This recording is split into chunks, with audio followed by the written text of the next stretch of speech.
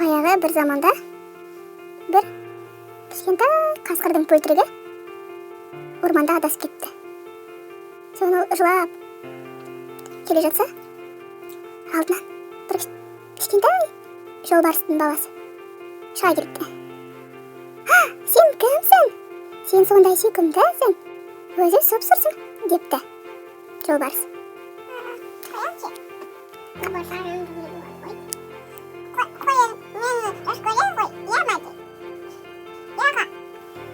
Сон ал айтыпты, мен қасқырдың бөлтірігімін депті.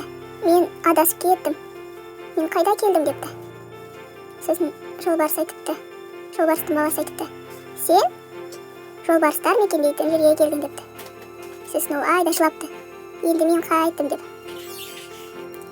Сосын жолбарыстың баласы айтыпты, сен қатты қайғырма. Жүр, мен сені өзімнің жанұяммен таныстырамын.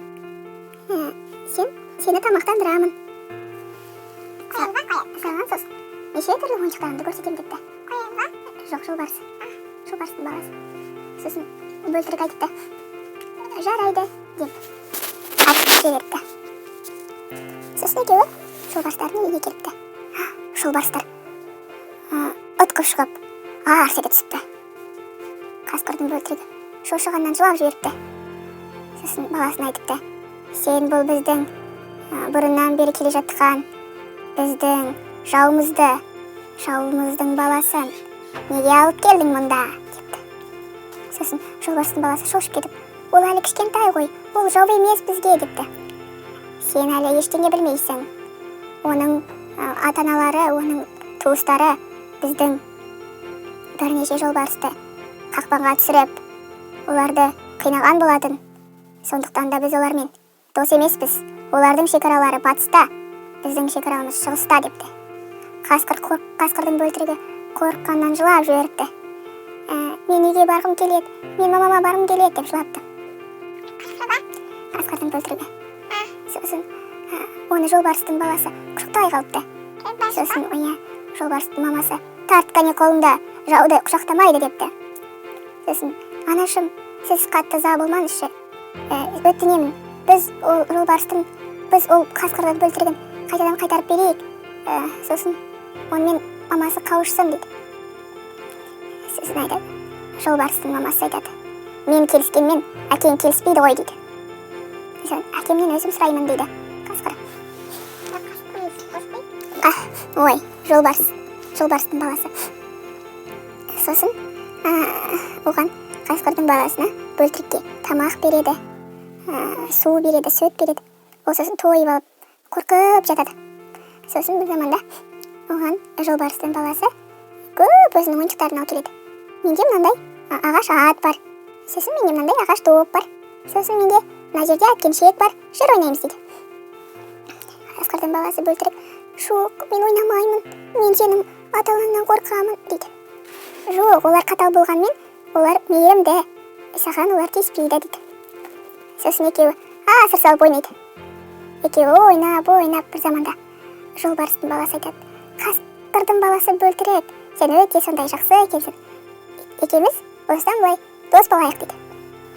Келісемін, менде осындай әлі дос болған жоқ дейді. Сосын екеуі асыр салып қуанып ойнайды. Бір заманда кешке қарай жолбарыстың папасы, әкесі, отағасы үйге келеді. Ол қасқырдың бөлтірігін көріп, мамасы үйінде ғой.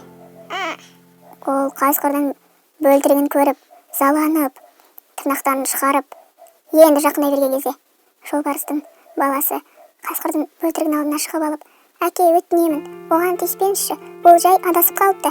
Енді біз оны үйіне апарып тастаймыз депті. Үйіне апаруға нес, ол жаудың баласы, сондықтан біз оның көзін құрту керекпіз дейді. Жоқ, өтінемін, егер сендер оның көзін құртсаңдар, онда шекті мен сендердің балаларың болмаймын, ол менің досым дейді. Сен қалай ғана жаулармен достасқасың? Сен олай істеуің мүмкін емес еді деп айтты. Иә. Сосын жолбарыстың мамасы оған қарсы шығып, жарайды, бұл қасқырдың бөлтірігін үйіне апарға көмектесейік дейді. Сосын олар батыс жақта тұрады емес пе? Ал батыс жаққа баратын көпір, ол сынып қалыпты. Ол көпірді жөндеу үшін бір ай керек дейді. Сосын қасқырдың бөлтірігі: иә, ол көпір сынды, сосын менің мамам құлады дейді. Сосын айтады: мен бірақ білмеймін, ол қайда кетіп қалды дейді. Сен шын айтасың ба дейді. Иә дейді. Сосын олар: онда шекте жүр, жолбарыс анасы екеуміз қасқырдың мамасын іздеп келейік деп шауып кетеді. Не үшін? Қасқырдың мамасы бар ғой, бөлтіріктің мамасы, көпірден құлап кеткен ғой, анау өтіп бара жатқан кезде. Сосын іздеп жүрсе, қасқырдың мамасы, бөлтіріктің мамасы жағалауда жатыр екен. Естісіз. Жолбарыс па? Сосын жолбарыстар оны арқасына көтеріп алып, үйге алып келіп, оттың жағасына жатқызып, оны жылытып, кептіріп, тамақ беріп есін жиғызады.